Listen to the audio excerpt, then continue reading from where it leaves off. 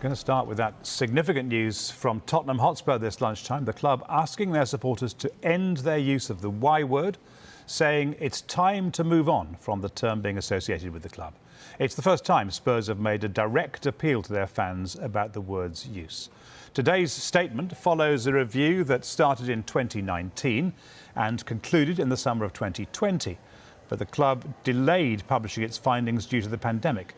An original consultation had 23,000 respondents, with 94% acknowledging the term can be considered racist against Jewish people. The survey was followed up with focus groups, and Spurs today released the following key findings. Members of Spurs' fan base feel uncomfortable with the Y word's continued use at matches. Supporters who defended their position on why they used the term expressed an openness to reducing its use if it causes offence to fellow fans. Supporters, especially of a younger generation, are often unaware of the term's meaning and its historical context when chanting it. And the club believes it is time to move on from associating this term with Tottenham. The club finished their statement with a call to action to tackle anti-Semitism.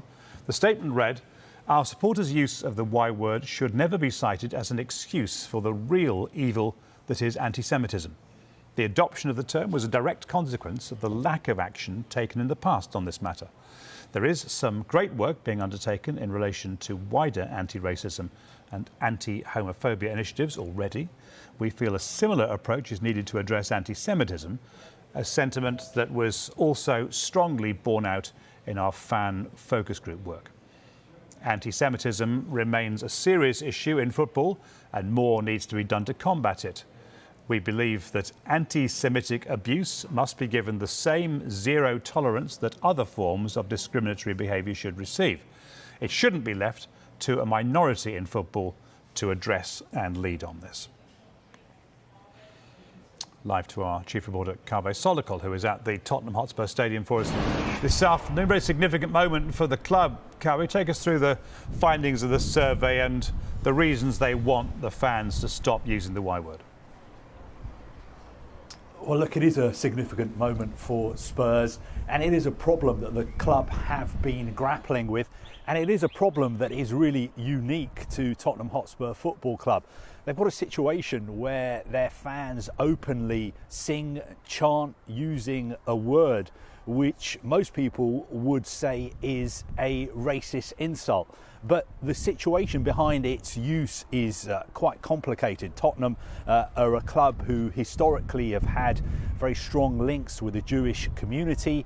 And in the 1970s, when their supporters were the victims of horrendous anti-Semitic abuse, they started using the Y word, reclaiming it is what they thought they were doing, and using it almost as a badge of honour to deflect anti-Semitic abuse. Now, of course, times have moved on, and there is no way, for instance, that anybody would use this word, say, in a workplace or in a public place. So why should Tottenham fans use it in a stadium like the one behind me? They used it in this stadium last night during the game against Southampton.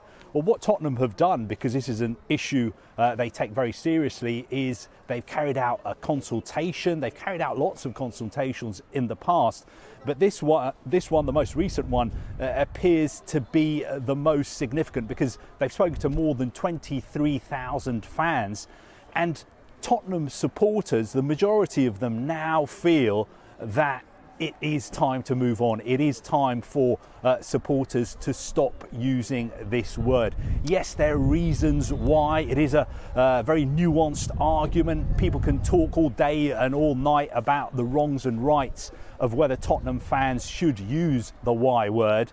But look, society has moved on. There is no way that I would use the Y word. If I was to use it, people would assume rightly that I was being racist. So I think the general feeling at Tottenham now is fans should stop using the Y word. Of course, getting them to do so is going to be much more complicated, because reading the long statement that Tottenham have released this morning, they're not saying they're banning the use of the Y word. They are saying it is time to move on. They're asking their supporters to stop using the Y word.